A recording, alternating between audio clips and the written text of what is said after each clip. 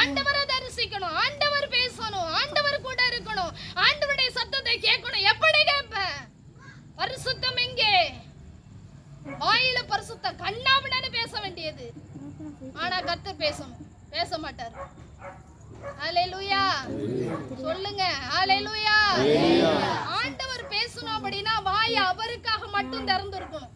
ஊர் உலகத்துக்கெல்லாம் வாய் திறக்கும், கர்த்தர் இடத்துல வந்த முடிகிற வரைக்கும் வாயே திறக்காது. அல்லேலூயாவும் வராது, சோத்திரமும் வராது.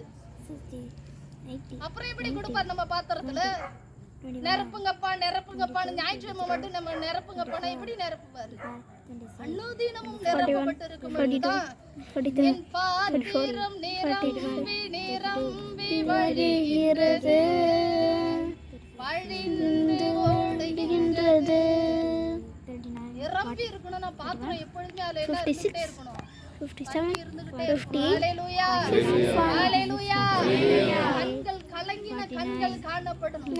எதை பார்த்தாலும் பாரம் வரணும். பாரம் வரணும்னா நம்ம அங்க இல்லைன்னு அர்த்தம். கர்த்தருடைய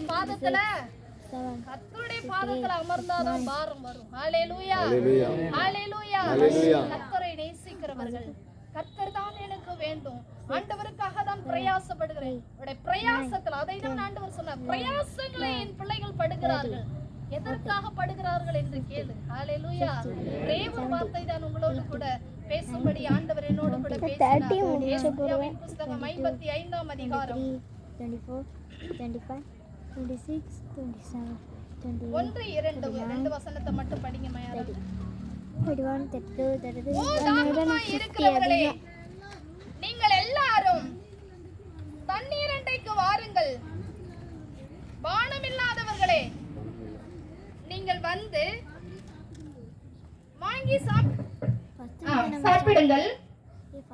நீங்கள் வந்து பணமுமின்றி விலையுமின்றி திராட்சரசமும் பாலும் கொள்ளுங்கள். நீங்கள் அப்பமில்லாததற்காக பணத்தையும் திருப்தி செய்யாத பொருளுக்காக உங்கள் பிரயாசத்தையும் செலவழிப்பானேன். நீங்கள் எனக்கு கவனமாய் செவி கொடுத்து நலமானதை சாப்பிடுங்கள்.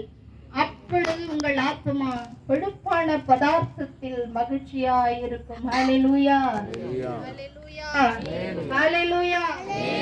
2வது வசனத்தில் ஆண்டவர் சொல்றார் பாருங்க, உங்கள் பிரயாசத்தை வீணாய் செலவழிப்பானேன். நீங்கள் எனக்கு கவனமாய் செவி கொடுத்து.